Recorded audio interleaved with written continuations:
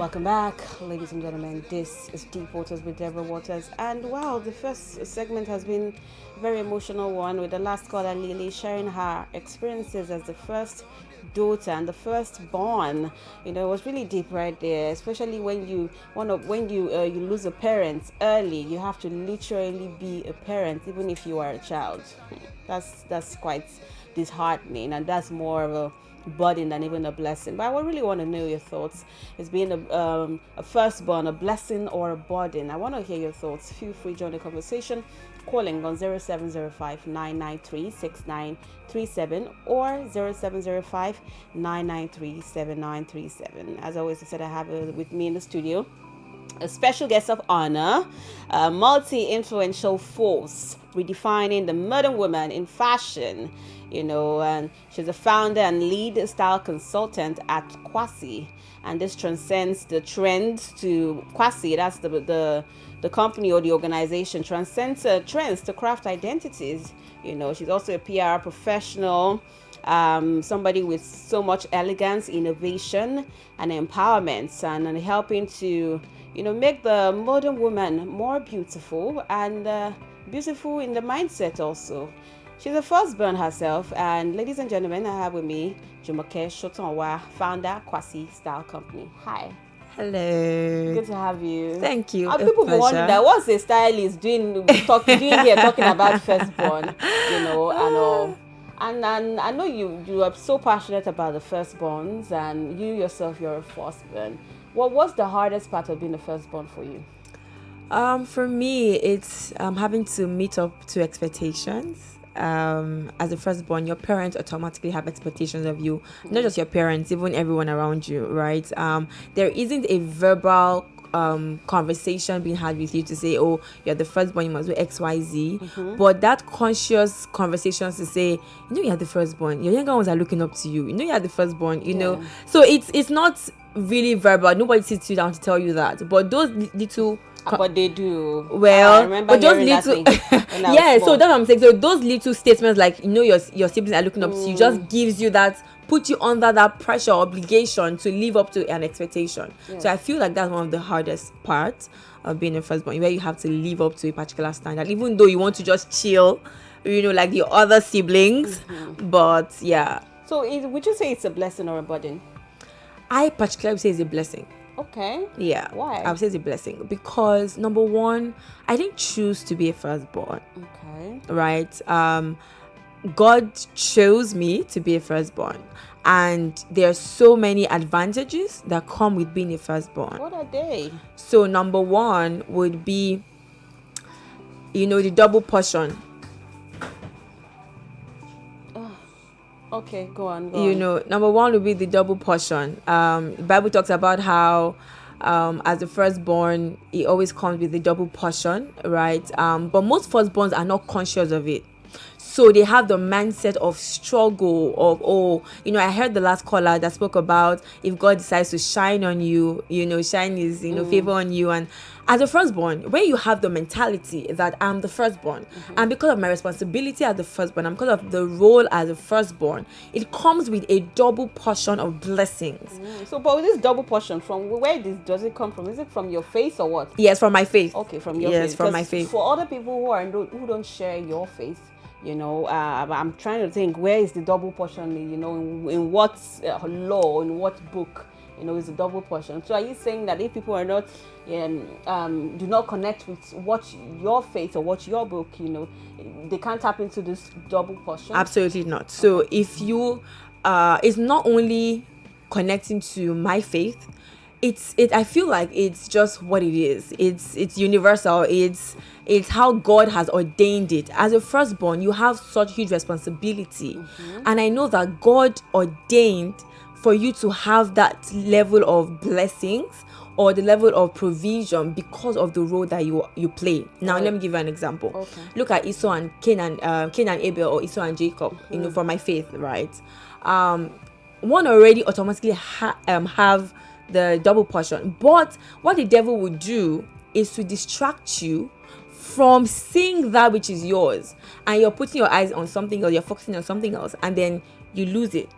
Right? For example, a lot of firstborns are always tired, always complaining, always, stressed out. Yes, I understand it's a lot of work, but the devil would make you put your eyes on something else rather than what is yours or what is available to you, right? And that way you miss out on what you should enjoy. Now let me give you an example. Okay. If you don't know that you can make money from a particular source, right?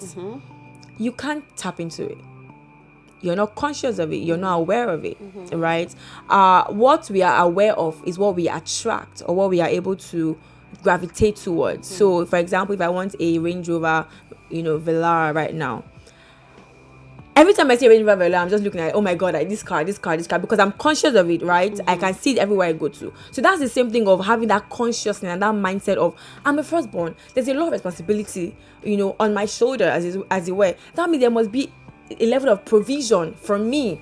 So if you're conscious of that, you're able to tap into it and, play your role with so much ease, so much strength. And by provision, you mean provision from the spiritual? Yes, spiritual. Point Yes, of view. yes, spiritual. Because if you're looking at physically, I'm not seeing any provision.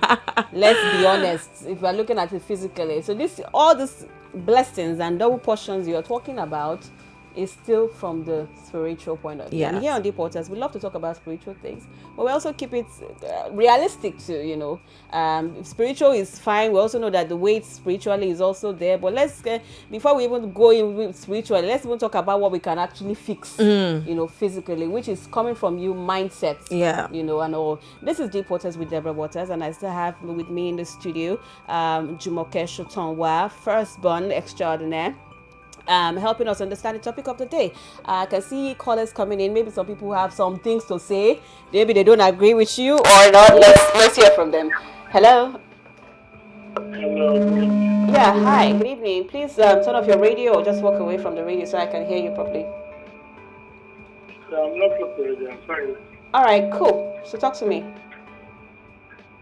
I'm John Nesson. I'm a firstborn.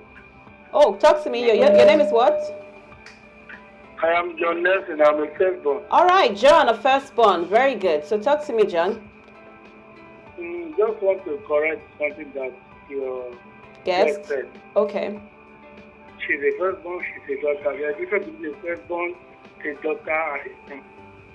Wait, come again. There's a difference between the firstborn. The firstborn being a daughter and being a son. Okay, There the are firstborn. differences. So, okay, talk to me. What is the difference? One, a firstborn son. Truly, any firstborn is a blessing. By opening the womb of your mother, you are a blessing, according to the scripture. Secondly, as a great child, there are battles we fight. Spiritual battles we fight. No matter where you come from, there are battles that you fight. Say you see a Ferrari, you can't dream of having a Ferrari when you don't have the financial backing. You don't think about that. As a firstborn, you have many responsibilities. Assuming you lost your parents at an early age, you must train your younger one to ensure that they achieve what they are destined to achieve at your own detriment. So everything you want to do, be on standby, ensuring that they are achieving. As you what you use to support your younger one, you use to yourself, you go more high. I don't think she's understood what I'm telling you. She's a female. There are things we do as a male child. Whenever they are called upon family meetings, you are the male child they will call upon. Whenever they really come from the family, they are the call upon. Whenever they are tracing the family tree, if your family tree, you are the one. Whatever your forefathers they have done, you are the one. Are you talking about the male or the female now? The male, I'm not talking about female. Female are there as a mother, doing other things, having a maid that gives them back up, other people on top, they can support. They see the female as a daughter. The male only tries to struggle to ensure that there is a backup. But being a male child, okay, that's you speaking from your perspective, right? Okay, that's you speaking from your journey, your own experience, yes? I'm telling from my experience, I'm being a firstborn. I lost my dad. I have my younger one. I am to train. I have my family people on me. I have many things on me that I need to buckle up with. Okay. That's why I'm letting you that being a firstborn, one, is a spiritual battle. You have to fight. Okay. When about you say double portion, there is nothing like that. Cain and Abel. Cain is the first one. Abel is not the first one. Cain never lose focus. It's a battle that you need to fight. Even in the life of Jacob, the 12 sons of Jacob, who is the first one? Reuben. It's a battle that you fight. Joseph Okay. is not the first one. All Joseph right. is not the fourth one. It's Okay. a battle that you need to buckle up and fight. You don't just say a first son. What you undergo as a first son is something that human cannot do. If you are financially buoyant, you do well. If your younger one is doing something that you cannot do as a first son, you be undermined. And not being undermined, there will be a sense of concern in you that the younger brother is doing something that you ought to do as a first son. It's a sense of concern. It affects you mentally. All right. Yeah, I'm telling Thank you so much. Reality of life. I'm telling you from reality. Thank I've you. grown, I I'm appreciate married. that. My younger ones, they are all married by the grace of God. And I'm a minister. I'm a disciple in the redeemed children of God. I'm telling you what is true about first one. Okay. You fight a battle. It's a blessing. There are responsibilities. And there are things that you cannot foretell. It's not as far in this program as for being a first son. Okay. All right. Thank you. So would you say it's a blessing or a burden? In one short answer, it's a burden and a blessing. Okay. Thank you so much for sharing that. So in reacting to what he just said. Okay, so First, he said there's nothing like double portion, and this is coming from a minister.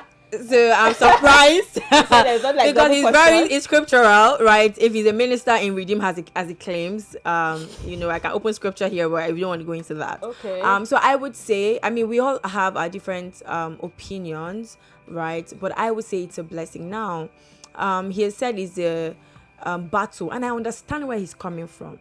Like, remember what I said, that the devil will make you take your eyes off what's ideally yours. Look at Adam and Eve, for example. This has become a Bible show now. Deep Water Ministries. because this is very supernatural. Because we don't even choose the family we come into, so we cannot take away that supernatural factor in all of this. You guys are taking this thing too deep. This thing can just be we're in deep waters. I know it's deep waters, and I know that this thing can be spiritual. But being the firstborn can just be a situation of sperm meets egg, and boom, you just coincidentally happen. Yes, but why did you come as the second? Why did you come as the first? I know you people say you bring it back to that spiritual. It could have been and it could not have been. I also want you to react to something you said about there's a difference between being a male firstborn and a female firstborn. That they have different responsibilities, that one is supposed to be at home. Thoughts on that? Okay, so I don't know where he's coming from. I remember when I was growing up, one of the things that I heard so much was, my mom used to say, or people around me used to say that it's always good to have a girl as your firstborn. I'm sure it may be a myth, right? Because the woman will get married, and of course she can still take care of the family, of her siblings, and all of that. But the man, from what I heard growing up, is a man would, get married to his wife, and he wouldn't even bother with his siblings, as it were, right? So from his perspective, I don't know where he's coming from. I think that being a firstborn on its own is a lot of responsibility, whether you're a male or you're a female, right? There isn't anyone who has more responsibility than the other, right? We just all have that responsibility and that burden where we need to cater to our younger ones, our families, our parents, and all of that. I don't think anyone has more responsibility than the other. It may be from his perspective, but I believe that both parties have a huge responsibility. Now we're hearing blessing, burden. If we're focusing on the burden, who should we blame for putting the burden on the first child? Should we blame God for it? Okay, no, right? Just as anything, there's always the pros and the cons. Okay, before we talk about the pros and cons, Okay. let's take another caller. Hello? Hello. Hi. Hello? Yes, I can hear you. Please, your name and where you're calling from. Oh, so sorry. Wrong number, I think. Okay, wrong number it is. All right, so go on. All right, so like the pros and the cons, let me give you an example. It's the second born, for example, would say, or maybe the third born, or the middle children, they would say they always had pass me downs. I think that they didn't really like. So your sibling is in GS3 and me, I'm in primary 5, for example, and when I get to GS3, my mates already have new textbooks and all of that. But because my elder sister or elder brother has gone to, has passed that class, they now hand me down what they've used. So that's like con for the middle children, right? So I wouldn't say we have to blame God for the burden. Who do we blame then? We The don't parents? blame anyone. Well, no, I don't No, think. you don't I don't think the it's parents a. have a part to play in this burden. I agree. So now, yes. So this is where we need to have that deep conversation. Now, parents actually do play a huge role in this pressure that firstborns have or carry. Now, remember when I mentioned to you that, you know, sometimes you hear statements like, you know, your younger one is looking up to you. You know, they just maybe unconsciously or subconsciously, you know, give, and I think it's an African thing or maybe a black thing, right? Or maybe it's just a human thing. Or maybe it's a human thing, right? Yes. Maybe. Now you have a child, right? You have a first Yeah. one. You know, and I'm hoping, I'm just looking at it. Maybe when the kid turns 10, A boy. You start already expecting. I think it's that expectations from, oh, you should be doing this now. Oh, you just want to make them perfect. So firstborns are like the experimental child, right? You're the child that your parents is experimenting with. You just had the first child. Like I think the first caller, second caller said, you know, you're the one who opened the womb of your mother, as it were, right? So you're the one they are getting to know about parenting with. You're the one who made them a parent in the first place. You know, so by the second child, third child, they're sort of like, I'm a G with this parenting thing now. So they begin to like maybe reduce their hand. And because it's an African thing, the last born or maybe the fourth, if you're maybe sibling of 5, they hand them over to you to say, okay, I've trained you, you're gonna train your younger ones and things like that. What is the one thing that your parents did for you, or one thing they showed you or not showed you that you would not repeat on your own kid? You know, maybe one, I don't know how to frame the question properly. Maybe one regret or something that wasn't right, and you're looking at yourself and saying, you know what, I would try not to repeat the same thing on my kid. Child. So for me, it would be there's something that people say that firstborns usually are people pleasers, right? So what that means is, and this is from my experience, right? Because firstborns are maybe natural born leaders, there's a tendency to shut you up a lot, right? Feel like your own is too much, you know, listen to your parents, you know, and all of that, right? And because of that, you could lose what your natural abilities, right? You're now people pleasing, you know, you're now maybe timid or shy and all of that, you right? have to do everything just for the parents, exactly, for their validation, right? Because I said so, right? You can't have a say, you can't, none of those things. So I wouldn't do that to my child, right? Right now as a mom, I would listen to my child, I would talk to my child. You know, I remember growing up, I wasn't really a friend to my mom. I wasn't my mom's friend. I didn't like her for the longest time. It was until I got to university that God touched my heart and we became friends again. Let's right? God touch one caller's heart right now. Hello. Hello, good evening. Hi, thanks for calling. All right, please turn off your radio. Please. Positive role of the firstborn.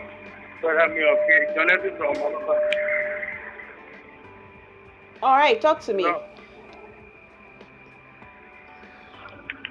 Hello? Oh, guys, and this was supposed to be the last call for today, but hey, maybe I might be able to take one more call, but you know what to do. The numbers are on your screen and all. So yeah, so you will not repeat, you know that people pleasing thing. You try to listen to them. You said you're not friends with your mom for the longest time. You got touch your heart in the university. Yeah. You know, and then because growing up, I remember my mom told me this story. I didn't know that, but she told me that she used to beat me a lot. Right, and that's because you're a girl. They're training you to be a woman, to be a good woman, and things like that, you know. And I've told her, I'm sure a lot of people have been here before, and I told her that I want to leave this house. I was crying that, that you're not my mommy, you know, and things like that. Aww. Right, and that was the level of discipline or training she was, trying to give me at the time, right, at the firstborn, right? First daughter as well. You have to be able to cook, and that's why I don't right now. Just me, I don't like cooking because I cooked a lot growing up. From my secondary school, I was cooking, and now I don't like it, right? So those are things. So there can be some excesses because we're trying to train the first child, and just get overboard. Interesting. Yeah, Fari, what's so this program you're doing that's coming up on the 18th of February on Sunday for First Daughters. What is it all about and why? Okay, so it's a program, like you said, it's an event where I'm bringing together firstborn daughters so we can have conversations, and like this that we're having, right? Let's talk. It's one thing to it's always nice to have people who you can relate with, right? Not everyone can relate to our challenges and things like that, right? So every one of us who are firstborns, let's come have conversations. Let's bond. Let's connect. Let's really look at this thing. Is it really a blessing or a curse or a burden, as it were, right? Talk about it, talk about the double portion. Talk about the double portions, right?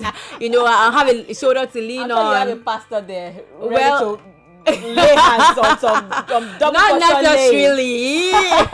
But it's just a time to just have conversations and just have meet your fellow firstborn sister, and just connect. Daughters now? What about sons? Well, that's discrimination. I'm a daughter. I don't know about sons. Maybe somebody else can do the one for sons, but I'm a daughter, and I'm drawn to my sisters, my fellow firstborn sisters. Our last caller will not like that, and the pastor from that redeem will not like that. I'm sure. Hopefully, you do something for the guys soon enough. Will there be food and drinks? Yes, there'll be food, there'll be drinks, there'll be gifts, so many things to win, goodies, trust me. Where is it taking place? It's in Lekki Phase 1. Oh, okay. So how can people find you, be a part of the events coming up, and be just maybe if they're looking for firstborn mentors or first daughter mentors, how can people reach you on social media? Okay, so you can go to my Instagram, right, jumoke.shotonwa on Instagram, just send a DM. There's a link there as well in my bio. I have a community as well there. Join in. I'm very easy to reach. I hope it's a free event, or yes. Are we paying for it? No, it's a free event. It's very free. Come. After church, have you? Yes, 3 p.m. Yes, on Sunday. All right, it's been an amazing show, Jumoke. Thank you, so much for Deborah Waters. Thank you for opening our eyes to the double portions and blessings that come with being the firstborn daughters. Even though my audience are not convinced, but hopefully at the events, who knows, you might reconvince us. Hopefully, guys will not even be able to come. Sorry. But they should be able to watch it now or something. Yeah, we're looking to live stream. Okay. So if you just follow me on social media on Instagram, I will put up an announcement. Okay, that makes a lot of sense. Thank you so much. Thank you for having me, Deborah. Founder, Quasi Styling Company, Firstborn you. Extraordinaire. Should I call it convener Yafari? I know. Yafari. Yafari. All right, to my callers and listeners, thank you for being a part of the show. You guys have made an amazing show. I can't do this show alone. You always know I'd love to hear from you, feedbacks from you. You can follow Deep Waters _podcast on Instagram to be a part of the Deep Waters community. And of course, Deep Waters is live on Mondays, Wednesdays, and Fridays, 4:30 to 5:30 p.m. on Mondays, 5 to 6 p.m. on Wednesdays, 5 to 6 p.m. on Fridays. You can watch a repeat of each episode per day on Tuesdays, Thursdays, and Saturdays at 11:30 p.m. Thank you so much. I had a fantastic time. And I can't wait to be on Sunday with Yafari. Yes, Yafari. Yafari. Looking forward to having you. Yafari.